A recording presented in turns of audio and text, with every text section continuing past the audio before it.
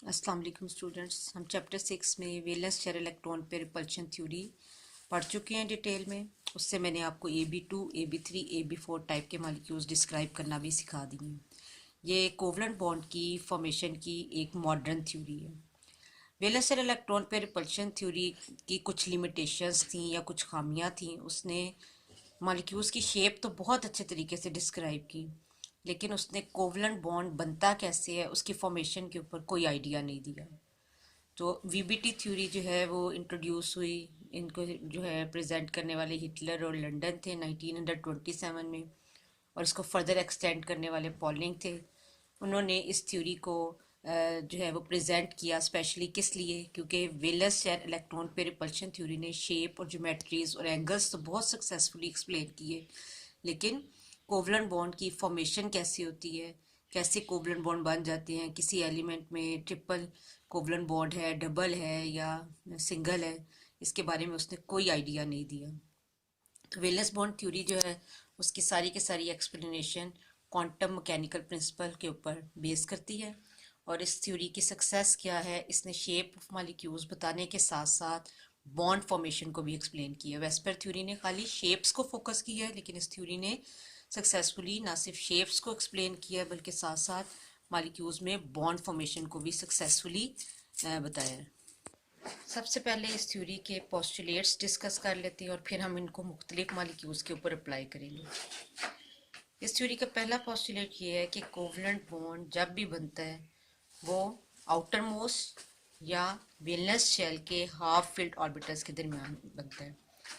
जब भी दो या दो से ज़्यादा एटम्स आपस में रिएक्ट करते हैं कोवलेंट बॉन्ड बनाने के लिए, तो उन दोनों एटम्स के सारे ऑर्बिटल्स जो हैं वो बॉन्डिंग में हिस्सा नहीं लेते। ये आपने बहुत अच्छे तरीके से याद रखना है कि कोवलेंट बॉन्ड इस थ्योरी के अकॉर्डिंग बनता है सिर्फ आउटर मोस्ट या वेलेंस शेल के ऑर्बिटल से, और उनके भी वेलेंस शेल के भी सारे ऑर्बिटल्स इन्वॉल्व नहीं होते, वही होते हैं जो कि हाफ फील्ड। इससे पहले मैं आपको इलेक्ट्रॉनिक कन्फिग्रेशन के लेक्चर में बता चुकी हूँ कि एक ऑर्बिटल, चाहे वो पी एक्स है या पी वाई है या पी जेड है, उसमें दो इलेक्ट्रॉन्स कंप्लीटली फील्ड ऑर्बिटल में मौजूद होते हैं। हाफ फील्ड का मतलब है एक इलेक्ट्रॉन का होना। तो आगे फिर क्या होगा कि जब दो एटम्स के हाफ फील्ड ऑर्बिटल्स आपस में ओवरलैप करते हैं, ओवरलैप के बगैर कोवलेंट बॉन्ड नहीं बनता। ओवरलैप का मतलब है एक दूसरे के साथ कांटेक्ट में आना। तो जब वो दोनों एक दूसरे के साथ ओवरलैप करके कांटेक्ट में आ जाती है, तो जिस रीजन में ओवरलैप हो रहा होता है दोनों एटम्स जो होंगे उनके अंदर से एक एक इलेक्ट्रॉन उस ओवरलैपिंग रीजन में जब आएगा, तो इलेक्ट्रॉन का क्या बन जाएगा, पेयर। दो एटम्स के दरमियान अगर रिएक्शन हो रहा है तो एक का हाफ फील्ड ऑर्बिटल जब दूसरे के हाफ फील्ड ऑर्बिटल के ऊपर ओवरलैप करेगा, तो ओवरलैपिंग रीजन में इलेक्ट्रॉन का पेयर आ जाएगा। अब वो हर इलेक्ट्रॉन कहाँ से आ रहा होगा, एक एटम से आ रहा होगा। एक ही पेयर ऑफ में दो इलेक्ट्रॉन्स होते हैं, तो दो अगर कनेक्ट कर रहे हैं तो एक इलेक्ट्रॉन एक एटम की तरफ से आएगा और दूसरा दूसरे तरफ से आएगा। और वो इलेक्ट्रॉन्स किस रीजन में आके एग्जिस्ट करेंगे, जिस रीजन में ओवरलैप हुआ होगा, ओवरलैपिंग रीजन में। तो कोवलेंट बॉन्ड का इस थ्योरी का पहला पोस्टुलेट ये है कि कोवलेंट बॉन्ड जब भी फॉर्म होगा वैलेंस शेल के ऑर्बिटल्स में होगा। दो एटम्स जब अट्रैक्ट करेंगे, ओवरलैप बहुत ज़रूरी है। उनकी हाफ फील्ड ऑर्बिटल्स ही सिर्फ ओवरलैप कर सकते हैं जो वैलेंस शेल में हो, इनर ऑर्बिटल्स इन्वॉल्व नहीं होते। इलेक्ट्रॉन्स हमेशा ओवरलैपिंग रीजन में आता है, और वहाँ पर इलेक्ट्रॉन का पेयर किस तरह से बनता है कि हर इलेक्ट्रॉन एक, ईच एटम से क्या मुराद है, हर एटम से एक एक इलेक्ट्रॉन आता है और उस ओवरलैपिंग रीजन को ऑक्यूपाई कर लेते हैं। जब उन दोनों के दरमियान सक्सेसफुल ओवरलैप हो जाता है, तो इलेक्ट्रॉन जो पेयर्ड फॉर्म में उस ओवरलैपिंग रीजन में एग्जिस्ट कर रहे होते हैं, वो पेयर्ड होने का क्या मतलब है कि एक की जो स्पिन होगी वो क्लॉकवाइज होगी और एक की एंटी क्लॉकवाइज। ये स्पिन का साइन है। देखिए मैंने आपको स्पिन क्वांटम नंबर बताया हुआ है। जिस तरह एन की जो प्रिंसिपल क्वांटम नंबर है, इनकी वैल्यू 1 से स्टार्ट होती है, इन्फिनिटी तक जाती है। एजीम्यूथल क्वांटम नंबर की वैल्यू 0 से स्टार्ट होती है और n-1 तक जाती है। इसी तरह स्पिन क्वांटम नंबर की दो वैल्यूज़ है। मैंने आपसे कहा था कि इलेक्ट्रॉन जब अपनी एक्सिस पर स्पिन करता है तो वो या क्लॉकवाइज में करता है या फिर एंटी क्लॉकवाइज में। तो इस वजह से हम दो स्पिन्स को ऑपोजिट साइन देते हैं। तो आप इससे ये मुराद लेंगे कि ओवरलैपिंग रीजन में दोनों इलेक्ट्रॉन का स्पिन एक नहीं होगा, एक अगर क्लॉकवाइज में होगा तो दूसरा एंटी क्लॉकवाइज। तो एक एक स्पिन को हम अपवर्ड एरो से इंडिकेट करते हैं और दूसरी को डाउनवर्ड एरो से। तो यहाँ पर ये बताया जा रहा है कि दोनों इलेक्ट्रॉन का स्पिन उस ओवरलैपिंग रीजन में सेम नहीं होगा, अदरवाइज वो उस रीजन में एग्जिस्ट नहीं कर सकते। स्टेबिलिटी तभी है जब दोनों का ओवरलैपिंग रीजन में क्या सा स्पिन हो, पेयर्ड स्पिन हो, ऑपोजिट स्पिन हो और वो पेयर अप हो जाए। ठीक है, ये इसका दूसरा पोस्टुलेट है। तीसरी थ्योरी क्या बताती है कि ऑर्बिटल्स हम मुख्तलिफ तरह के आपस में ओवरलैप कर सकते हैं। किसी का एस एस से भी कर सकता है, किसी का एस पी एक्स से भी कर सकता है, किसी का पी एक्स से भी ओवरलैप कर सकता है बॉन्डिंग के दौरान हाफ फील्ड। तो जितना दो ऑर्बिटल्स में ओवरलैप ज़्यादा होगा उतना ही बॉन्ड स्ट्रेंथ ज़्यादा होगी। बॉन्ड स्ट्रेंथ डिपेंड करती है ओवरलैप के एक्सटेंट पर। Larger is the overlap, stronger is the bond. तीन पोस्टुलेट्स हो गए। ठीक है, तो अब आपने इन तीनों को जहन में रखना है कि सिर्फ half filled orbital valence shell की ओवरलैप करेंगे। इलेक्ट्रॉन्स ओवरलैपिंग रीजन में जब आ जाएगा तो उनकी स्पिन पेयर अप हो जाएगी, एक की क्लॉकवाइज और एक की एंटी क्लॉकवाइज। और जितना दो ऑर्बिटल्स के दरमियान शेप पे डिपेंड करते हुए, डायरेक्शन पे डिपेंड करते हुए ओवरलैप ज़्यादा होगा उतना ही बॉन्ड भी स्ट्रॉन्गर होगा। जो एटॉमिक ऑर्बिटल्स हैं इस थ्योरी के अकॉर्डिंग वो अपनी आइडेंटिटी और करेक्टर्स दोनों बरकरार रखते हैं। जैसे वो ओवरलैप से पहले होते हैं बिल्कुल एग्जैक्टली उसी हालत में वो ओवरलैप करते हैं। सिर्फ क्या होता है कि ओवरलैप के बाद इलेक्ट्रॉन ओवरलैपिंग रीजन में आ जाता है। ये इस थ्योरी का आइडिया है कि एटॉमिक ऑर्बिटल्स जो हैं जिस तरह के होते हैं अपनी आइडेंटिटी और करेक्टर, अपनी शेप बदले बगैर, करेक्टर्स बदले बगैर बिल्कुल उसी तरह आके ओवरलैप करते हैं। मैंने आपको इससे पहले azimuthal quantum number L chapter number 5 के लेक्चर में बताया था कि एस ऑर्बिटल की शेप स्फेयर की तरह होती है गोल, और पी की जो होती है उसमें डम्बेल शेप होती है, ऐसी होती है जैसे दो एग्स हैं और उनके पॉइंटेड एंड्स जो है ना वो आपस में मिले हुए हैं। डी की 4 लोब्स होती हैं और एफ की भी ज़्यादा लोब्स होती हैं, वो कॉम्प्लेक्स स्ट्रक्चर वाले ऑर्बिटल्स हैं। Number 5, the type of bond is determined by the direction of overlap. अब देखें कि कोवलेंट बॉन्ड की दो टाइप्स हैं। इससे पहले मैट्रिक लेवल पर आपने पोलैरिटी के बेसिस पर उसकी क्लासिफिकेशन पढ़ी हुई है या नंबर ऑफ कोवलेंट बॉन्ड्स की बेसिस पे कि सिंगल, डबल या ट्रिपल।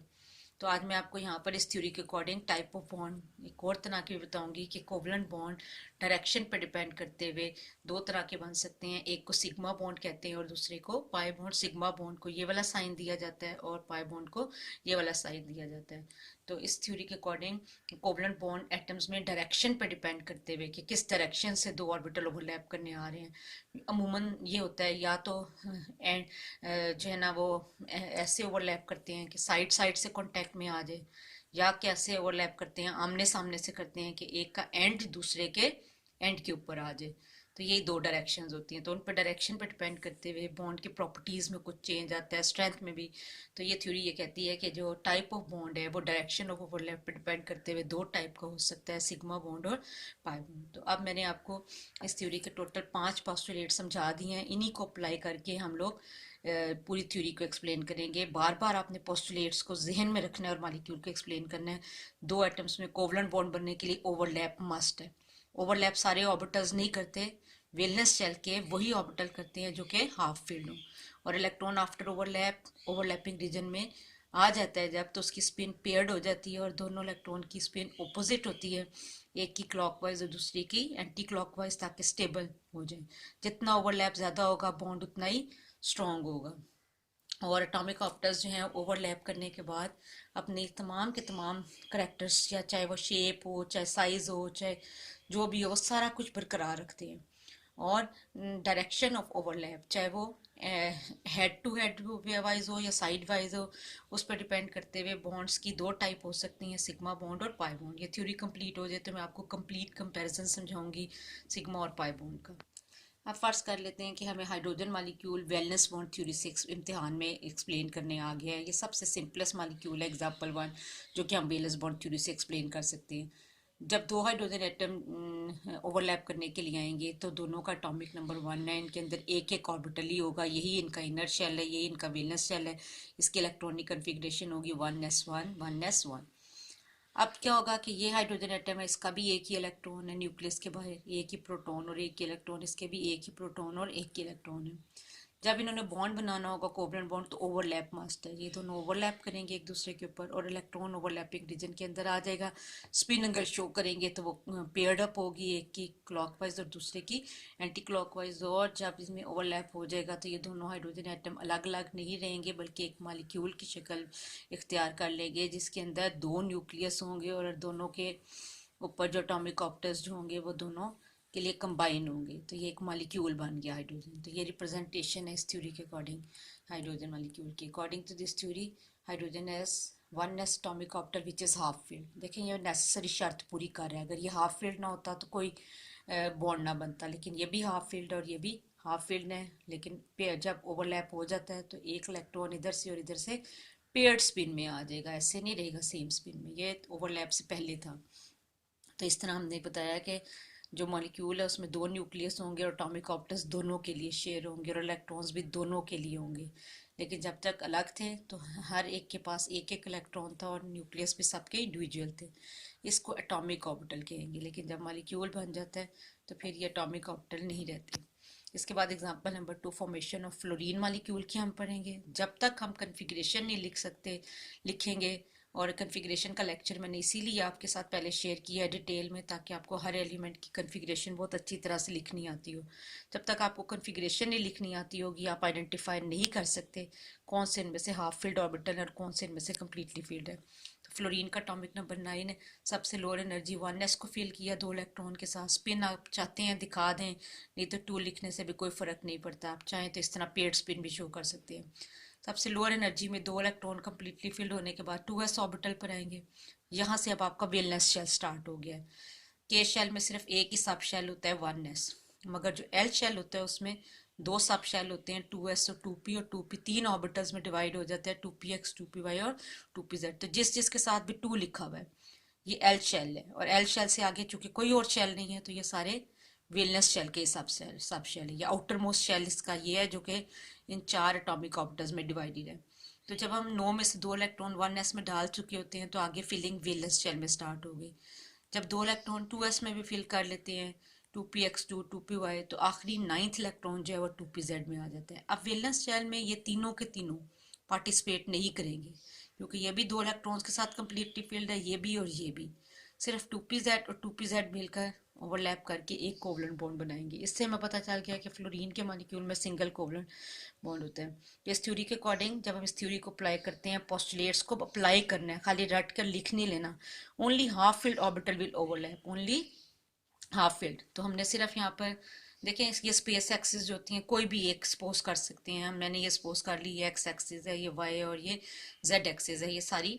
अब मैं जाहिर बात है जो जेड एक्सिस पे पी ऑर्बिटल की 2 लोब्स अरेंज होंगी। अब आपने देखे ना याद रखना है कि पी की शेप जो होती है वो ऐसी होती है कि डम्बेल शेप। डम्बेल शेप किसको कहते हैं? जिसमें 2 एक्स शेप लोब्स के पॉइंटेड एंड आपस में मिले हुए हों। तो ये जो पी जेड है, ये वाला पी जेड, ये सिर्फ ओवरलैप करेंगे। क्यों करेंगे मैंने कन्फिग्रेशन में लिख दी है, यहाँ पे इलेक्ट्रॉन नहीं दिखाए हुए, लेकिन पता होना चाहिए इसमें भी एक इलेक्ट्रॉन है और इसमें भी एक इलेक्ट्रॉन है। अब ये लोब्स आमने सामने से ऐसे ओवरलैप कर रहे हैं कि एक का हेड दूसरे के हेड के ऊपर आ रहा है, तो इसको हेड ऑन ओवरलैप करेंगे। बनने वाला बॉन्ड जो होगा वो सिग्मा बॉन्ड होता है। जब भी किसी का एंड दूसरे के एंड के ऊपर आ जाए, हेड ऑन ओवरलैप हो जाए, दोनों न्यूक्लियाई के दरमियान इलेक्ट्रॉन डेंसिटी पे शेयर अप हो रही हो, तो हम ऐसे ओवरलैप को कहते हैं हेड ऑन ओवरलैप, और बनने वाले बॉन्ड को कहते हैं सिग्मा बॉन्ड। हमने इस वक्त ना पी एक्स शो किया, ना पी वाई, ना 2s। क्यों नहीं शो किया? क्योंकि ये बॉन्ड बनाने के काबिल नहीं है, ये भी कम्प्लीटली फिल्ड है, ये भी और ये भी। इस तरह फ्लोरीन के 2 मॉलिक्यूल में ओवरलैप के बाद ये दोनों रीजन आपने कंबाइन कर देने हैं। पहले ये इंडिविजुअली 2 pz ऑर्बिटल को रिप्रेजेंट कर रहा था, लेकिन अब ये पूरे के पूरे फ्लोरीन मॉलिक्यूल को। ये जब दोनों रीजन्स आपस में आप ओवरलैप कर देंगे, जोड़ देंगे, तो ये आपके पास बिग रीजन आ गया ओवरलैप के बाद। और ये जो स्मॉलर लोब्स हैं ये इसी तरह आपने साथ शो कर देने। तो इस मॉलिक्यूल को हम कहेंगे कि ये किसकी शेप बता रहा है? फ्लोरीन की। 2 लोब्स आपने जो ऊपर नीचे आए हैं ओवरलैप करने के दौरान, इनको मर्ज करके लिख देना है और बाकी 2 सेपरेट हो गए। This is for fluorine molecule. अब हम एग्जाम्पल 3 पर आ जाते हैं, फॉर्मेशन ऑफ HF मॉलिक्यूल या हाइड्रोजन फ्लोराइड। आपने सबसे पहले हाइड्रोजन की इलेक्ट्रॉनिक कन्फिग्रेशन लिखनी है। उसका एटॉमिक नंबर 1 होता है 1s एटॉमिक ऑर्बिटल। फ्लोरीन का एटॉमिक नंबर 9 होता है, 1s2 2s2 2px2 2py2 और 2pz1। इसका 1s और इसका 2pz यही सिर्फ ओवरलैप करने के काबिल है। क्यों? क्योंकि इस थ्योरी में हम पढ़ चुके हैं कि कोवलेंट बॉन्ड के लिए ओवरलैप मस्ट है, लेकिन वैलेंस शेल के वही ऑर्बिटल ओवरलैप करते हैं जो कि हाफ फील्ड है। तो मैंने यहाँ पे बता दिया कि हाफ फील्ड है ये दोनों, 1s1 और 2pz। 1s की शेप pz से मुख्तलिफ होती है, ये स्फेरिकल शेप का होता है। तो ये गलतियाँ आपने थोड़ी छोटी छोटी सी कर देते हैं आप लोग कि एक ही जैसी शेप बता देते हैं, इसका भी स्फेयर बना देते हैं। ये नहीं करना। जब 1s को आपने शो करना है तो उसकी रिप्रेजेंटेशन क्या है? स्फीयर की फॉर्म में। ये 1s है, हाइड्रोजन का सेंटर में न्यूक्लियस है और बाहरी एक इलेक्ट्रॉन है। अब मैंने ना 2s2 को रिप्रेजेंट किया, हालांकि ये सारे वेलेंस शेल के सब शेल और ऑर्बिटल हैं। सबके क्वांटम नंबर की वैल्यू 2 है। के शेल के लिए एन की वैल्यू 1 होती है और एल शेल के लिए एन की वैल्यू 2 है। तो जब सब के लिए एन की वैल्यू 2 है तो इसका मतलब है ये सारे ही वेलेंस शेल के ऑर्बिटल हैं। अब आप देख रहे होंगे कि एक्स एक्सिस और वाई एक्सिस को मैंने इस वक्त खाली रखा हुआ है, ना मैंने 2px को इस पर अरेंज किया ना 2py को, क्योंकि मैंने बता दिया कि ये दोनों कम्प्लीटली फील्ड हैं। ये दोनों एक्सिस पे जो p ऑर्बिटल होंगे ये ओवरलैप नहीं करेंगे। 2pz वाले की दोनों लोब्स को मैंने z एक्सिस पे रिप्रेजेंट किया हुआ है। फ्लोरीन के 2pz की शेप मैंने एग्जैक्टली ड्रॉ कर दी और 1s की भी। अब इसका ये लोब इसके इस लोब के ऊपर जब आएगा तो हेड ओवरलैप के बाद सिग्मा बॉन्ड ही बनेगा। और ये दोनों, इसका ये वाला रीजन और ये जो रीजन ओवरलैप के बाद आपने मर्ज करके एक दिखा देने हैं। और ये जो ये लोब है ये इसकी स्मॉलर लोब के तौर पर पीछे दिखा देना है अपने। तो ये ओवरलैप करने के बाद ये जो कंबाइंड रीजन है ओवरलैपिंग के बाद, ये इनका एक का न्यूक्लियस और दूसरे का न्यूक्लियस, इसको हम कहेंगे HF मॉलिक्यूल। ये तो वो मॉलिक्यूल थे तीन जो कि बहुत सिंपल मॉलिक्यूल्स थे जिनमें सिर्फ सिंगल सिंगल कोवलेंट बॉन्ड था। एग्जाम्पल नंबर 4 में हम नाइट्रोजन मॉलिक्यूल को एक्सप्लेन करेंगे जो कि एक ट्रिपल कोवलेंट बॉन्ड की एग्जाम्पल है। नाइट्रोजन का एटॉमिक नंबर 7 है। सबसे पहले 2 इलेक्ट्रॉन 1s में आएंगे, फिर 2s में। यहाँ तक 4 इलेक्ट्रॉन की फिलिंग कंप्लीट हो गई। फिर वैलेंस शेल में 2px 2py 2pz 4 इलेक्ट्रॉन अगर फिल हो जाएं तो डी जनरेट ऑर्बिटल्स आगे शुरू हो गए हैं इक्वल एनर्जी के। इनमें इलेक्ट्रॉन पेयर अप नहीं करना बल्कि सेपरेटली फिल करना है। एक इलेक्ट्रॉन इसमें आ जाएगा, एक इसमें और एक इसमें, सबके स्पिन को भी सेम रखना है। दोनों नाइट्रोजन की कन्फिग्रेशन ये इंडिकेट कर रही है कि इनमें 3 बॉन्ड बन सकते हैं, हाफ फिल्ड px के साथ, 2py के साथ और 2pz के साथ ओवरलैप कर सकता है। अब मैं किसी भी p ऑर्बिटल को इग्नोर नहीं करूंगी। मैंने px की भी 2 लोब्स बनाई, इसको मैंने x एक्सिस अज्यूम कर लिया। देखिए इससे कोई फ़र्क नहीं पड़ता अब किस एक्सिस को कौन सी एक्सिस अज्यूम कर ले, ज़रूरी नहीं है कि यही आपने हमेशा pz या ये लेनी। मैंने अज्यूम कर लिया कि ये px है, ये वाली एक्सिस py है। वाई एक्सिस पे जो 2 लोब्स होंगी वो किस ऑर्बिटल की होंगी? 2py की होंगी। और जो z एक्सिस पे 2 लोब्स होंगी वो 2pz की। इस तरह मेरे पास जो 3 कलर्स हैं वो 3 p ऑर्बिटल को रिप्रेजेंट कर रहे हैं। ब्लू वाला 2px को, रेड वाला 2py को और ग्रीन वाला 2pz को। ये दोनों नाइट्रोजन एटम्स हैं जो एक दूसरे के लिए ओवरलैप के लिए तैयार हैं। जब px के साथ ओवरलैप करेगा तो इसका एंड इसके एंड के ऊपर आ जाएगा और इस ओवरलैप को हम हेड ऑन ओवरलैप कहेंगे। एक ओवरलैप जो है वो सिग्मा बॉन्ड देगा। लेकिन जो पी वाई और पी वाई है उनकी सिचुएशन थोड़ी मुख्तलिफ है। जब पी वाई के साथ ओवरलैप करेगा तो वो, जब पी वाई के साथ या पी जेड के साथ ओवरलैप करने के लिए आएगा तो वो आमने सामने से नहीं आएगा बल्कि ऐसे आएगा कि एक की साइड के साथ ओवरलैप कर दे। ऐसे हेड ऑन ओवरलैप में क्या होते हैं कि किसी चीज़ के एंड एक दूसरे के ऊपर ओवरलैप करते हैं, ऐसे एंड यहाँ पर ओवरलैप नहीं करेंगे। अगर ये यूं आमने सामने से ओवरलैप करते हैं कि हेड पर या एंड के ऊपर आ जाता है तो इसको हेड ऑन ओवरलैप करते हैं। लेकिन अगर 2 p ऑर्बिटल पैरेलल एक्सिस पर ओवरलैप करते हुए इस तरह से आ जाए कि एक की साइड दूसरे के साइड के साथ ओवरलैप कर जाए तो इसको साइडवेज ओवरलैप कहते हैं। साइडवेज ओवरलैप के नतीजे में जो बनने वाला बॉन्ड होता है वो पाई बॉन्ड कहलाता है। pz और pz भी एक दूसरे के साथ साइडवेज ओवरलैप करेंगे तो उससे भी बनने वाला बॉन्ड क्या होगा? Pi bond. तो डायरेक्ट मैंने आपको शुरू में बताया था पोस्टुलेट पे कि डायरेक्शन ऑफ ओवरलैप। तो अब हम जो है ना फर्दर एक्सप्लेन करेंगे नाइट्रोजन के मॉलिक्यूल को। हर नाइट्रोजन एटम के पास 3 हाफ फील्ड ऑर्बिटल्स होते हैं वैलेंस शेल में। px में भी एक इलेक्ट्रॉन, py में भी एक इलेक्ट्रॉन और pz में भी एक। जो 3 हाफ फील्ड p ऑर्बिटल्स है हर नाइट्रोजन एटम में, सिर्फ उनमें से एक p ऑर्बिटल जो मैंने अभी आपको बताया है ये px और ये px है, ये आपस में कौन सा ओवरलैप दे सकेंगे? हेड ऑन ओवरलैप देंगे। हेड ऑन ओवरलैप क्या होते हैं? जिसमें किसी चीज़ का आमने सामने से ओवरलैप हो जाए, हेड के ऊपर आ जाए या एंड के ऊपर आ जाए तो ऐसे ओवरलैप के दौरान जो बनने वाला बॉन्ड होता है उसको सिग्मा बॉन्ड कहते हैं, और इलेक्ट्रॉनिक क्लाउड जो शेयर हो रहा होता है वो दोनों न्यूक्लियाई के दरमियान में आ जाता है।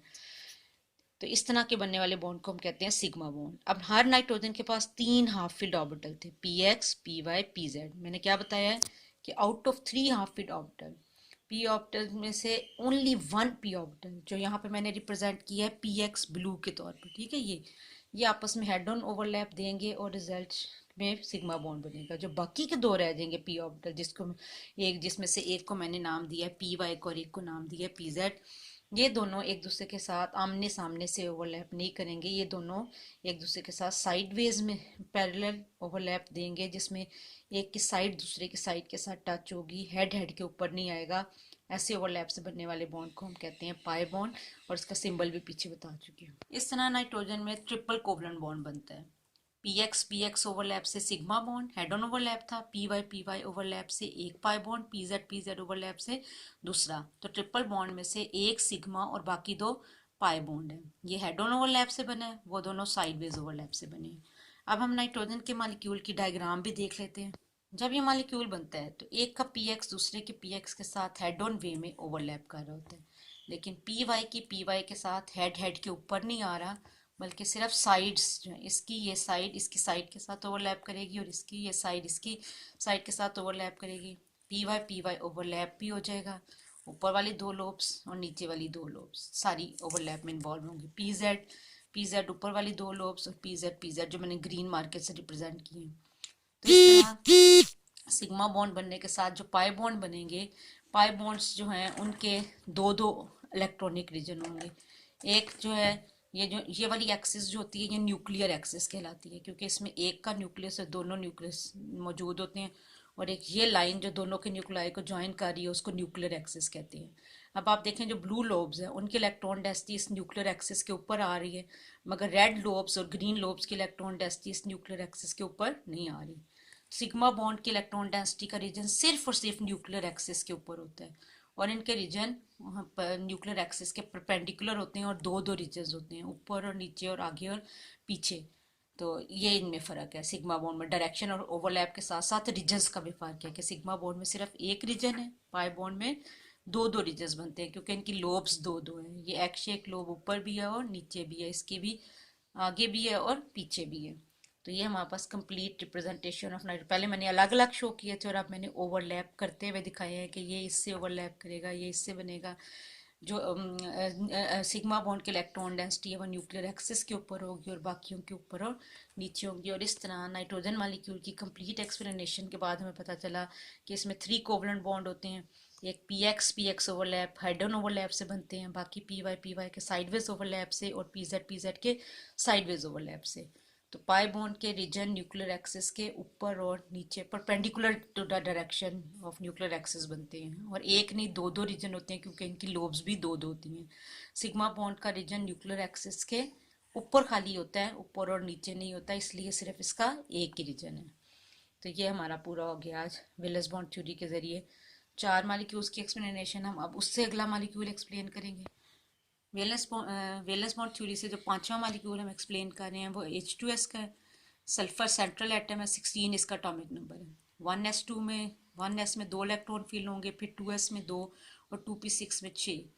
यहाँ तक हम 10 इलेक्ट्रॉन फिल कर चुके हैं। अगले 2 इलेक्ट्रॉन 3s में फिल होंगे, 12 की कंप्लीट होगी फिलिंग। उससे अगले 2 3px में होंगे, 14, और बाकी 2 डी जनरेट ऑर्बिटल्स हैं। D generate means equal energy, एक ही में दोनों फिल करने के बजाय अलग अलग फिल करेंगे और दोनों के स्पिन को सेम रखेंगे। 14 के बाद 15वां इलेक्ट्रॉन और 16वां 3p y और 3p z में आया। ये दोनों डी जनरेट ऑर्बिटल्स है पी के, ठीक है। तो इनमें एक एक इलेक्ट्रॉन सेपरेटली डालना है और उनकी स्पिन भी सेम रखनी है। वैलेंस शेल कॉन्फ़िगरेशन इंडिकेट कर रही है कि ये 2 बॉन्ड बना सकता है। इसी वजह से sulphur at a time 2 hydrogen के साथ कंबाइन होकर H2S बनाता है। हाइड्रोजन 2 इन्वॉल्व होंगे, एक का 1s1 और दूसरे का भी 1s1। ये मैंने px जो है ग्रीन कलर के मार्कर से रिप्रेजेंट किया है, ये बॉन्ड बनाए नहीं बनाएगी। 3s को शो ही नहीं किया क्योंकि ये भी वेलनेस शेल में ही है। अब आप यहाँ पे देखें के शेल में एक सब शेल है 1s, एल शेल में 2 सब शेल हैं, 2s और 2p। जब 2p कम्प्लीटली फील्ड हो तो ज़रूरी नहीं है आप इसकी स्प्लिटिंग करके दिखाएं, कर दें तो तब भी कोई मसला नहीं। 2px में 2, 2py में 2, 2pz में 2 मिला के वो 6 ही हो जाते हैं। ये भी मैंने शो नहीं किया, ये दोनों इनर शेल हो गए। यहाँ से आपका वेलनेस शेल स्टार्ट हो गया, सबका क्वांटम नंबर 3 है। यहाँ पे के शेल है, फिर एल है और फिर एम इसका वेलनेस शेल है। एम शेल के एम शेल के ये सारे सब शेल्स हैं, 3s2, 3px, 3py और 3pz, ये तीनों उसके ऑर्बिटल हैं। सबका क्वांटम नंबर सेम होता है वेलनेस शेल के ऑर्बिटल्स का। तो ये सारा आपका वेलनेस शेल है, मगर वेलनेस शेल में सारे बॉन्ड नहीं बनाते, सिर्फ हाफ फील्ड ऑर्बिटल बनाते हैं। तो उस लिहाज से सिर्फ मैंने 3py और 3pz को ओवरलैप करते हुए दिखाया है। 3px यहाँ पे शो ज़रूर की है, लेकिन इसका बॉन्डिंग में कोई रोल नहीं होगा कम्प्लीटली फिल्ड होने की वजह से। तो आपने इस बात का ध्यान रखना है कि 3py के साथ एक हाइड्रोजन की ऑर्बिटल को ओवरलैप दिखाना है और 3pz का। तो इस तरह सल्फर जो होगा उसके 2 कोवलेंट बॉन्ड बनेंगे, बाकी दोनों लोन पेयर होंगे। SH बॉन्ड 2 कॉर्नर्स पे लोन पेयर होंगे जो बॉन्डिंग में पार्टिसिपेट नहीं कर रहे। ये एंगुलर मॉलिक्यूल है और इसका एंगल 92 डिग्री के बराबर होता है। अब मैं आपको इस थ्योरी के अकॉर्डिंग, जैसे कि मैंने बताया था कि बनने वाले कोवलेंट बॉन्ड 2 होते हैं डायरेक्शन पर डिपेंड करते हुए, सिग्मा और पाई। इम्तिहानी नुक्ता नज़र से अक्सर शॉर्ट या लॉन्ग में इनका कंपैरिजन पूछा जाता है, तो वो मैंने आपको सामने बताया हुआ है और इसको एक्सप्लेन भी कर देती हूँ, पहले भी बता चुकी हूँ। सबसे पहला डिफरेंस तो दोनों की डायरेक्शन ऑफ ओवरलैप में है। सिग्मा बॉन्ड उस वक्त बनता है जब 2 पार्शली फील्ड या हाफ फील्ड ऑर्बिटल इस तरह से ओवरलैप करें कि उनका आमने सामने से ओवरलैप हो, साइड से ना हो। एक का हेड ओवरलैप के दौरान दूसरे के हेड के ऊपर आ जाए या एक का एंड दूसरे के एंड पर आ जाए। लेकिन अगर 2 पी ऑर्बिटल ऐसे ओवरलैप करते हैं कि उनका आमने सामने से ओवरलैप नहीं होता, पैरेलल फैशन में ओवरलैप होता है साइडवेज मैनर में, कि साइड साइड से कॉन्टैक्ट में आ जाए, हेड हेड के ऊपर ना आए ओवरलैपिंग के दौरान, तो उस साइडवेज ओवरलैप से बनने वाले, पैरेलल ओवरलैप से बनने वाले बॉन्ड को हम कहते हैं pi bond. It is form by head on overlap, it is form by sideways और पैरेलल ओवरलैप ऑफ एटॉमिक ऑप्टर्स। कैसे एटॉमिक ऑप्टर्स? Half wave. इसको हम साइन सिग्मा से रिप्रेजेंट करते हैं और इसको हम पाई से। जो सिग्मा बॉन्ड बनता है इसके 2 रीजन नहीं होते, सिर्फ एक ही रीजन होता है जो दोनों न्यूक्लियाई के दरमियान बनता है, ओवरलैपिंग रीजन।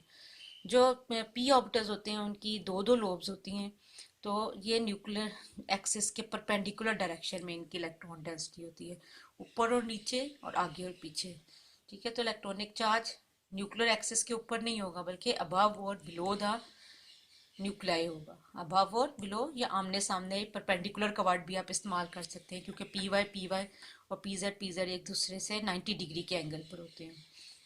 इसी तरह नंबर 4 इनमें क्या है, सिग्मा बॉन्ड में चूंकि आमने सामने से ओवरलैप होता है, आपको मैंने इस थ्योरी का एक पोस्टुलेट बताया था, larger is the overlap stronger is the bond. तो हेड ऑन ओवरलैप आमने सामने से होता है, बहुत ज़्यादा स्ट्रॉन्गर बॉन्ड होता है इसमें as compare to pi bond, लेकिन पाई बॉन्ड जो है वो सिग्मा से वीकर होता है।